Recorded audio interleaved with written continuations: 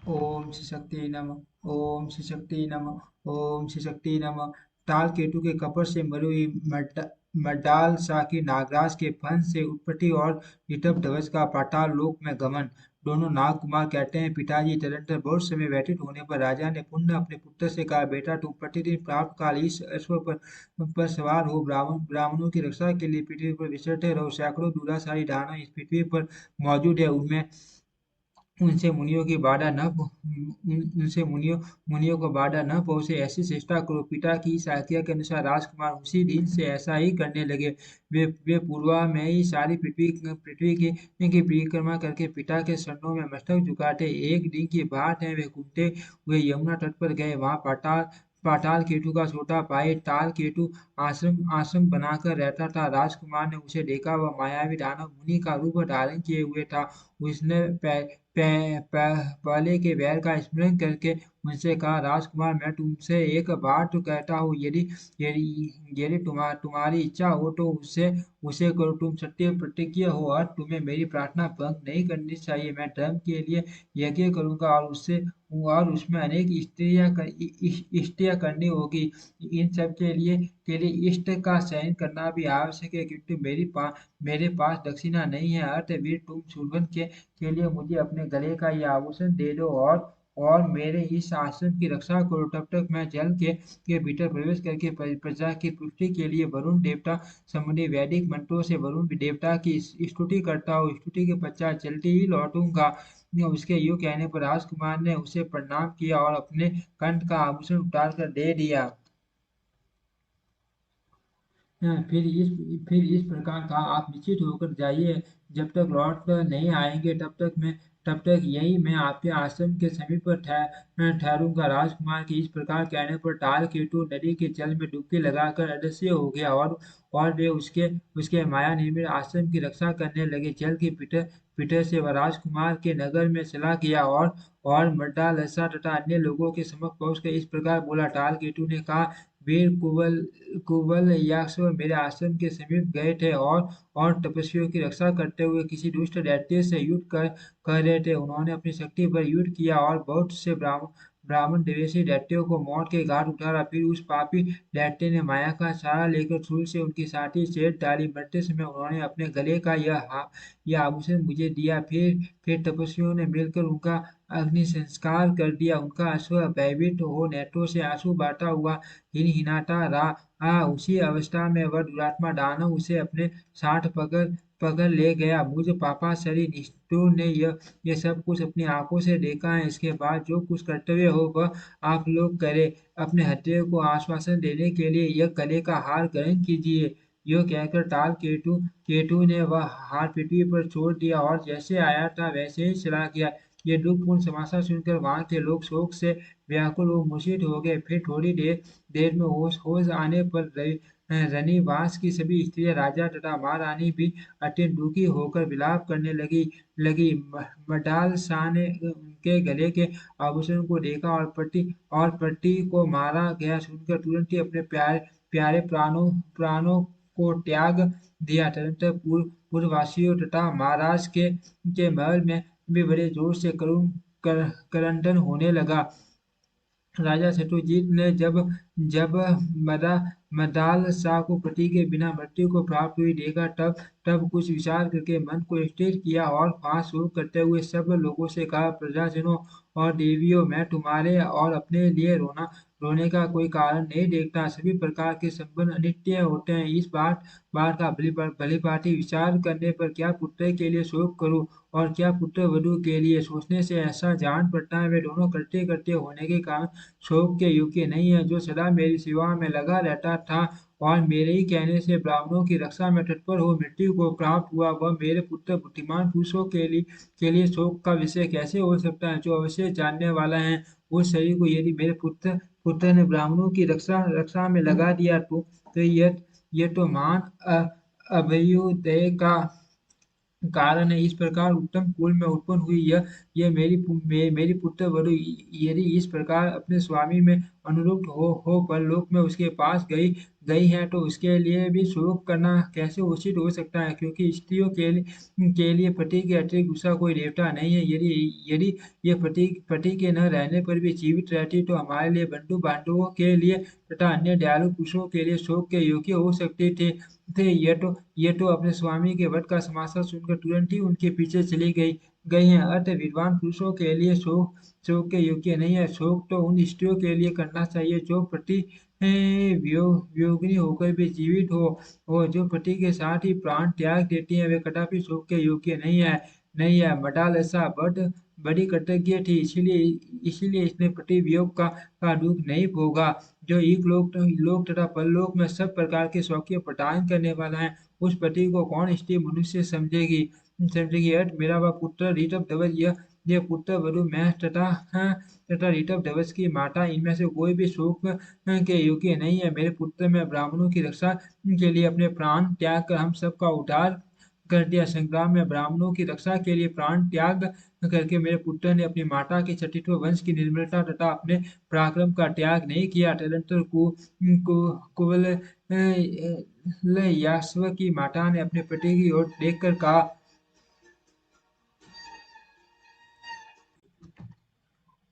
तदंतर तदंतर कुवलयाश्व की माता ने अपने पति की ओर देखकर कहा, राजन, मेरी माता और बहनों को भी ऐसी प्रसन्नता नहीं प्राप्त हुई जैसी कि मुनियों की रक्षा के लिए पुत्र का वध सुनकर मुझे हुई है। जो शोक में पड़े हुए बंधु बांधवों के सामने रोग से कलेश उठाते और अत्यंत दुखी होकर लंबे सांस खींचते हुए प्राण त्याग करते हैं, उनकी माता का संतान उत्पन्न करना व्यर्थ है। जो गौ और ब्राह्मणों की रक्षा में तत्पर हो, रणभूमि में निर्भीकता पूर्वक युद्ध करते हुए शास्त्रों से आर्ट होकर मृत्यु को प्राप्त होते हैं, वे ही इस पृथ्वी पर धन्य पुरुष हैं। जो शासकों मित्रों तथा शत्रुओं से कभी विमुख नहीं होता, उसी से पिता वस्तुतः पुत्रवान होता है, और माता उसी के कारण वीर पुत्र की जननी जाने मानी जाती है। पुत्र के जन्म काल में माता को जो कलेश उठाना पड़ता है, वह तभी सफल होता है जब वह पुत्र शत्रु पर विजय प्राप्त करे अथवा युद्ध में लड़ता हुआ मारा जाए। तदनंतर राजा शत्रुजीत ने अपनी पुत्र वधु वधु मडाल शाह का दाह संस्कार किया और नगर से बाहर निकलकर पुत्र को जलांजलि दी। काल केतु फिर यमुना जल से निकलकर राजकुमार के पास गया और प्रेम पूर्वक मीठी वाणी में बोला, राजकुमार, अब तुम जाओ।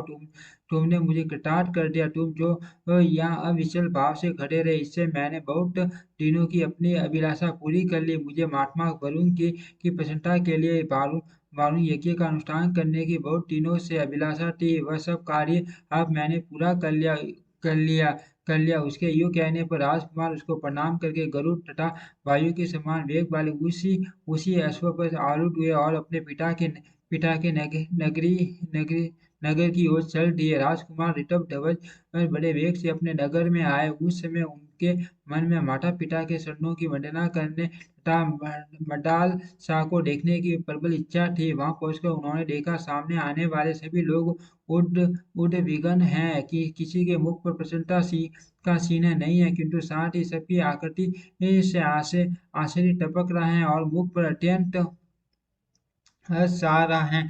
पिता माता तथा अन्य बंधु बांधवों ने उन्हें साथी से लगाया और चिरंजीवी रहो, बस ये कहकर कल्याण में आशीर्वाद दिया। राजकुमार भी सबको प्रणाम करके आंख से मगन हो पूछने लगे, ये क्या क्या बात है। पिता ने पूछने पर उन्होंने बीती हुई सारी बातें कह सुनाई। अपनी मनोरमा भार्या मड्डाल शाह की मृत्यु का समाचार सुनकर तथा माता पिता को सामने खड़ा देख वे लज्जा और शोक के समुद्र में डूब गए और मन ही मन सोचने लगे, हाय, उस साध्वी बाला ने मेरी मृत्यु की बात सुनकर प्राण त्याग दिए, फिर भी मैं जीवित हूँ। मुझे निष्ठुर को धिक्कार है। ओ मैं क्रूर हो अन्याय हो, जो मेरे मेरे मेरे ही लिए मृत्यु को प्राप्त हुई।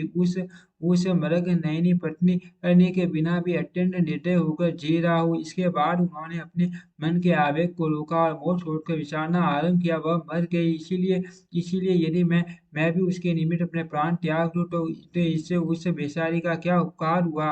हुआ। यह कार्य तो स्त्रियों के लिए ही प्रशंसनीय है। यदि बारंबार हाय प्रिय कहकर दीन भाव से रोता हूँ तो यह भी मेरे लिए प्रशंसा के योग्य बात नहीं है। मेरा कर्तव्य तो है पिताजी की सेवा करना।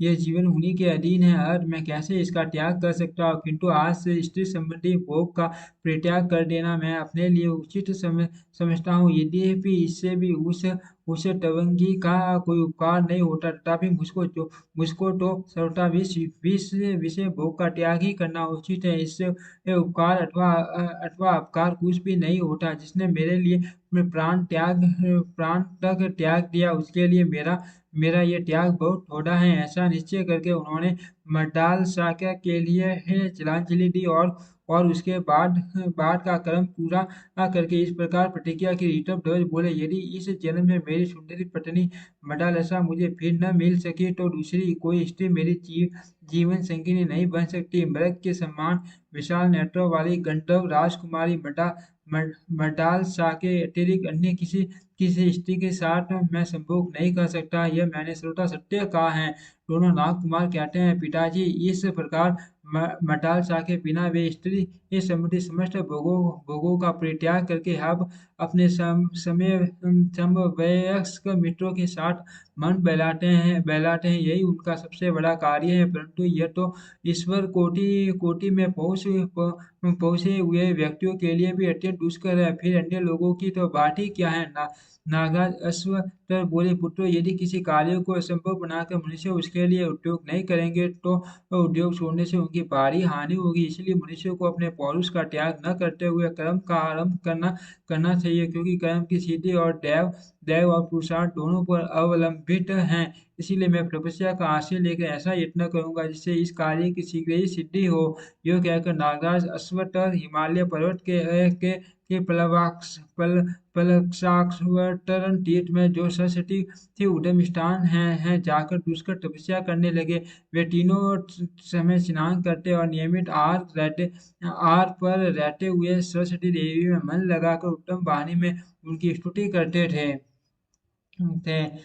अश्व अश्व अश्वतर ने कहा, जो संपूर्ण जगत की धारण करने वाली और वेदों की जननी है, उन कल्याण में सरस्वती देवी को प्रसन्न करने की इच्छा से मैं उनके चरणों में शीश झुकाता हूँ और उनकी स्तुति करता हूँ। देवी मोक्ष और बंधन रूप अर्थ से युक्त जो कुछ भी सत और असत पद है, वह सब तुम में असंयुक्त होकर भी संयुक्त की भांति स्थित है। देवी जी, जिसमें सब कुछ प्रतिष्ठित है, वह परम अक्षर तुम ही हो। परम अक्षर परमाणु की भांति स्थित है।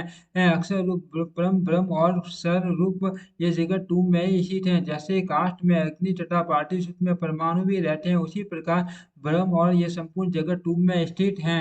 देवी देवी ओंकार अक्षर के रूप में जो तुम्हारा शिव विग्रह है, वह स्थावर जगम रूप है। उसमें जो तीन मात्राएं हैं वे ही सब कुछ है। अष्टि नास्ति सत असत रूप से अवयवत होने वाला जो कुछ भी है, वह सब उन्हीं में स्थित है। तीन लोक, तीन वेद, तीन विद्याएं, तीन अग्नि, तीन ज्योति, धर्म आदि, तीन वर्ग, तीन गुण, तीन शब्द, तीन दोष, तीन आश्रम, तीन काल, तीन अवस्थाएं, त्रिविध पीटर, दिन रात और संध्या, ये सभी सभी तीन मात्राओं के अंतर्गत देवी सरस्वती। इस प्रकार ये सब तुम्हारा ही स्वरूप है। भिन्न भिन्न प्रकार के दृष्टिकोण रखने वाले व्यक्तियों के लिए जो ब्रह्म के आदि एवं सनातन सब रूप बुद्ध 60 प्रकार की सोम यज्ञ संस्थाएं 60 प्रकार की हविर्यज्ञ संस्थाएं तथा 60 प्रकार की पाक संस्थाएं वेद में वर्णित हुई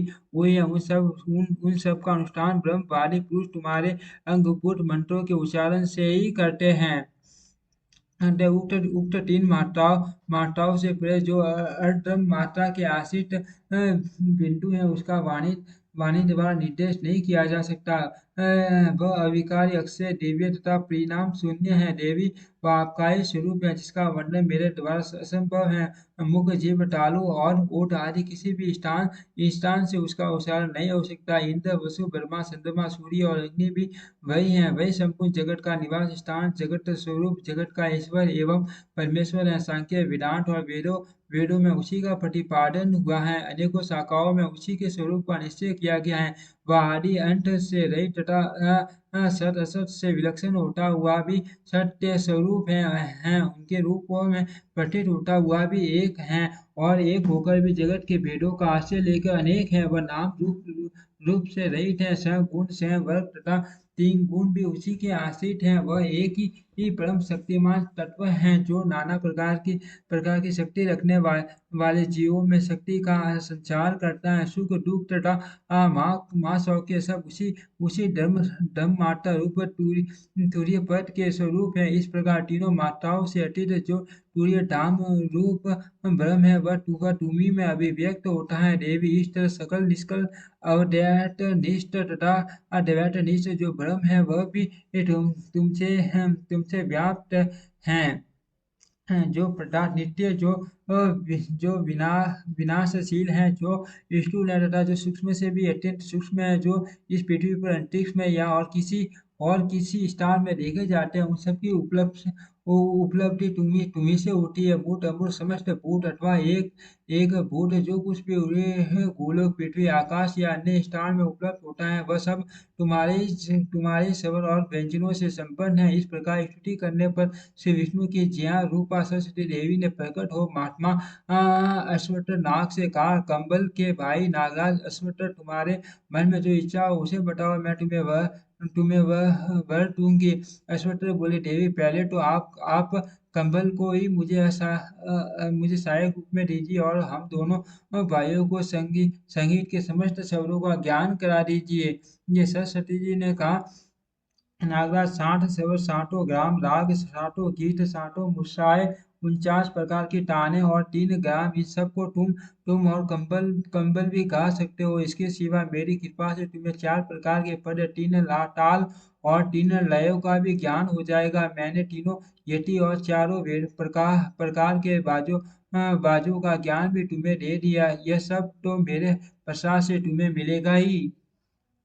और भी इसके अंतर्गत जो जो स्वर व्यंजन संबंधी विज्ञान है, वह सब भी तुमको और कंबल को मैंने प्रदान किया। तुम दोनों भाई संगीत की संपूर्ण कलाओं में जितने कुशल होंगे, वैसा भूलोक, देवलोक और पाताल लोक में भी दूसरा कोई नहीं होगा। सबकी चिया रूप सरस्वती देवी यूं कहकर तत्काल अंतर ध्यान हो गई। उन दोनों भाइयों को सरस्वती जी के कथानुसार पद, ताल और स्वर आदि का उत्तम ज्ञान हुआ। तदंतर वे कैलाश शिखर पर निवास करने वाले भगवान शंकर की आराधना करने के लिए वहां गए, और वाणी की लय के साथ 60 प्रकार के कीटों से शंकर जी को प्रसन्न करने के लिए पुनः प्रयत्न करने लगे। प्राप्त काल में रात्रि में मध्य के समय और दोनों संध्याओं में वे भगवत परायण होकर भगवान शंकर की स्तुति करने लगे। बहुत समय तक स्तुति करने के बाद उनके गति से भगवान शंकर प्रसन्न हुए और बोले, वर मांगो। तब कंबल से अश्वत्थ ने महादेव जी को प्रणाम करके कहा, भगवान, यदि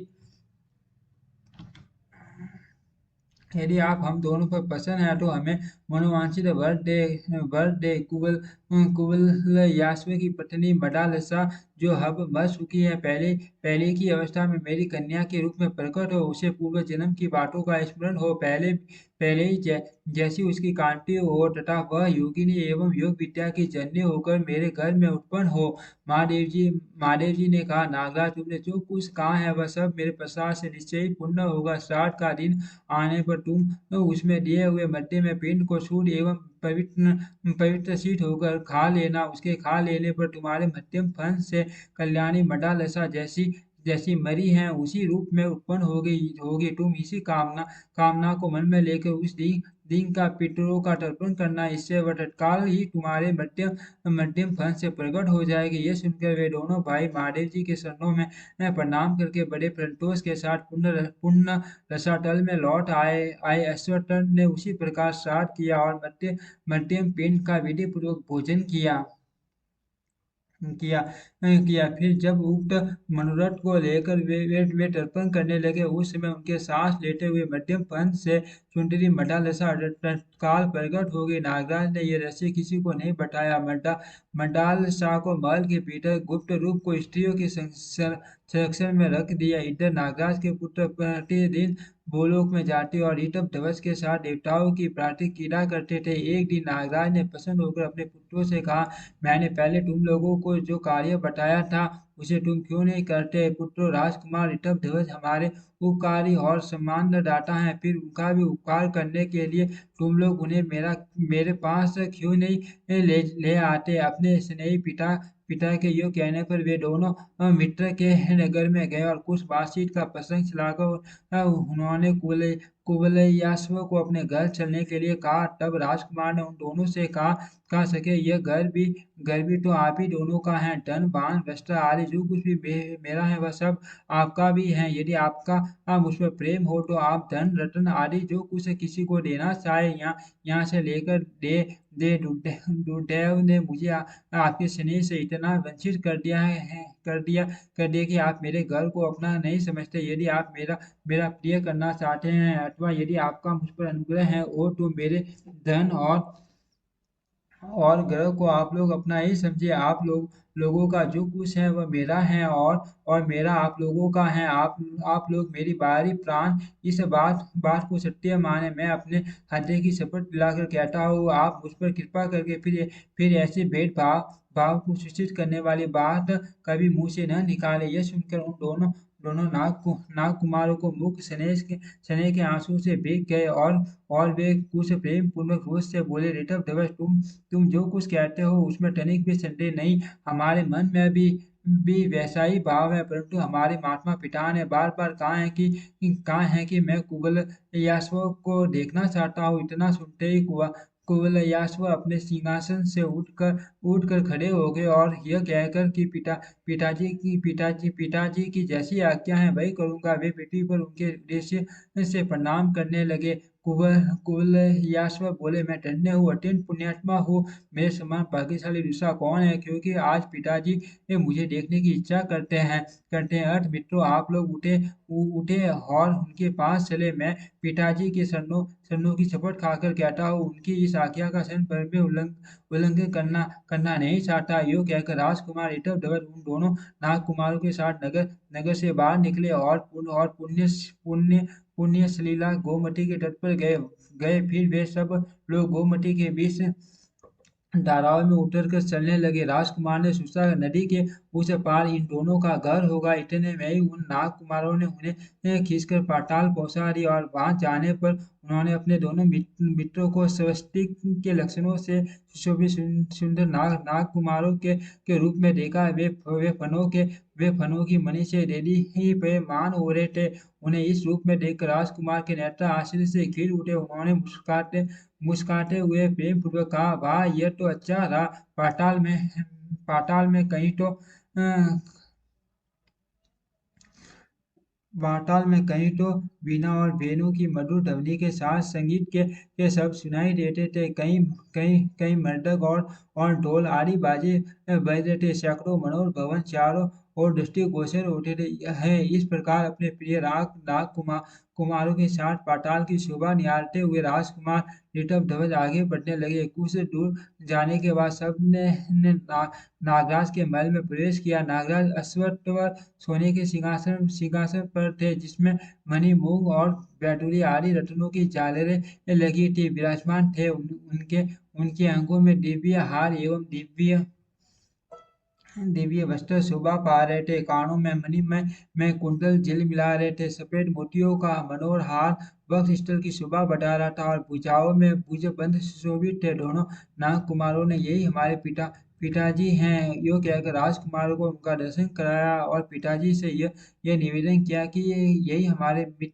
मित्र वीर कुवलयाश्व हैं। ऋषभ ध्वज ने नागराज के चरणों में मस्तक झुकाकर प्रणाम किया। नागराज ने उन्हें बलपूर्वक उठाया और खूब कसकर साठी से लगा लिया। फिर उनका मस्तक सूंघकर कहा, बेटा चिरंजीवी ही रहो रहो, शत्रुओं का नाश करके पिता माता की सेवा करो। बस तुम धन्य हो, क्योंकि मेरे पुत्रों ने परोक्ष में भी मुझसे तुम्हारे असाधारण गुणों की प्रशंसा की है। तुम मन, वाणी और शरीर की चेष्टाओं के साथ अपने गुण गौरव सहित सदा बढ़ते रहो। गुणवान का ही जीवन प्रसन्न है। गुणहीन मनुष्य तो चीते जी मरे के समान है। गुणवान पुत्र पिता माता को शांति एवं संतोष प्रदान करता है। देवता, पितर, ब्राह्मण, मित्र, याचक, दुखी तथा बंटू बांधव भी गुणवान पुरुष के चिरंजीवी होने की अभिलाषा करते हैं, जिनकी कभी निंदा नहीं हुई, जो दीन दुखियों पर दया करते हैं तथा आपत्तिग्रस्त मनुष्य जिनकी शरण लेते हैं। ऐसे गुणवान पुरुषों का ही जन्म सफल होता है। वीर कुवलयाश्व से यो कहकर उनका स्वागत सत्कार करने के लिए नागराज अपने पुत्रों से बोले, बेटा कर्म स्नान आदि सब कार्य पूरा करके इन्हें इच्छानुसार भोजन कराओ। उसके बाद हम लोग इनसे इनसे मन को प्रसन्न करने वाली बातें करते हुए कुछ काल तक एक साथ बैठेंगे। राजा शत्रुजीत ने पुत्र ने चुपचाप उनकी आज्ञा स्वीकार की। तत्पश्चात सत्यवादी नागराज ने अपने पुत्रों और तथा राजकुमार के साथ प्रसन्नतापूर्वक भोजन किया। ओम श्री शक्ति नमः। ओम श्री शक्ति नमः। ओम श्री शक्ति